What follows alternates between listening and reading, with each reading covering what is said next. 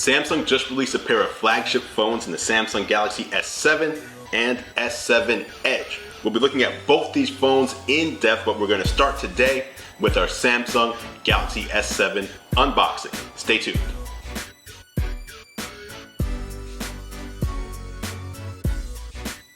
Starting in 2015 with the Galaxy S6 and S6 Edge, Samsung came out swinging in the industrial design department. Gone were the super plasticky smartphones that felt cheap in the hand, and in its place we got metal and glass smartphones that were a sight to behold. Now, the company has launched the follow-ups, the Galaxy S7 and S7 Edge. Here you see the box, black box on the outside, Galaxy S7 logo on front, 32 gigs of storage indicated at the top of the box with the color indicated on the side.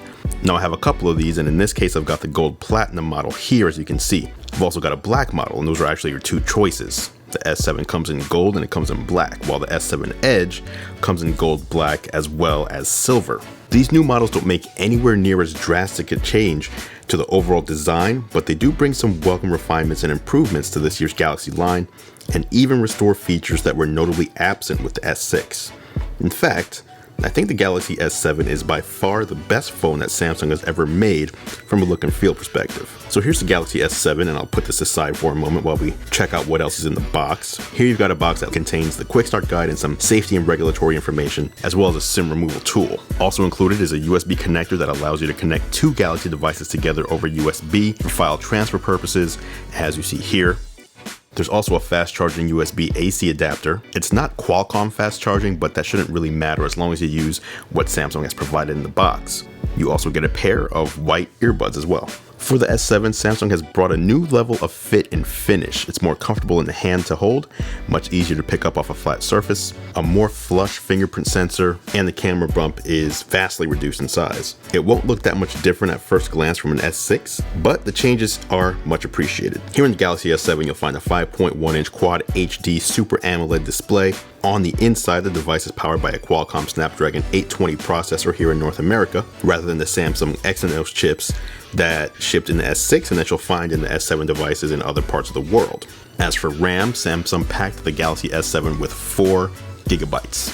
One area where Samsung has made great improvements is in battery capacity. The Galaxy S7 boasts a 3000 mAh battery, which is a nice increase from the 2550 mAh found on the Galaxy S6, and should solve some of the complaints about battery life with that previous model. The batteries support both adaptive fast charging with the included AC adapter as well as fast wireless charging, but you'll need to pick up your own wireless charging base separately. One other area people were curious about is the camera, and this is likely where the biggest change comes in. It's a 12 megapixel camera, which is down from the 16 megapixels found on the S6, but that isn't really the big story. Samsung says that the larger pixels let in 56% more light, and the lens sports an f1.7 aperture, allowing in 25% more light as well. Combined, that's 95% more light than on the Galaxy S6. Samsung also says that the camera can focus 3 times faster thanks to the dual pixel system that lets all of the pixels act as focus pixels. On the front, you've got a 5 megapixel camera with an f1.7 aperture as well.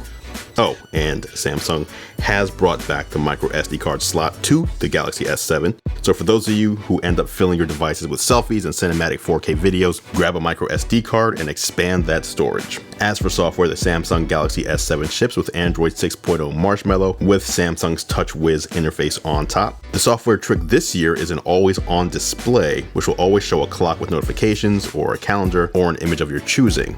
There's not much to worry about here either, as Samsung says the feature only uses about 0.5% of battery life every hour, and when the phone is in the dark, like in the bag or in your pocket, the screen turns off completely.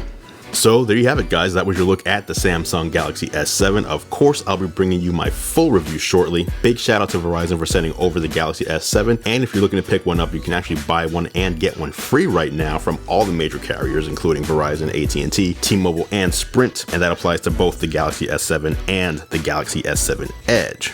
Speaking of the S7 Edge, that unboxing video will be following this one, and the review of that phone is incoming as well. Thanks a lot for watching, guys. Be sure to hit the like button if you liked what you saw today, and don't forget to hit the subscribe button in order to stay notified of our new reviews, new unboxings, tutorials, and of course our gadget giveaways. We pretty much have a giveaway going at almost all times, and you can check out what's up for grabs right now by clicking on the gadget giveaways playlist. This was your look at the Samsung Galaxy S7.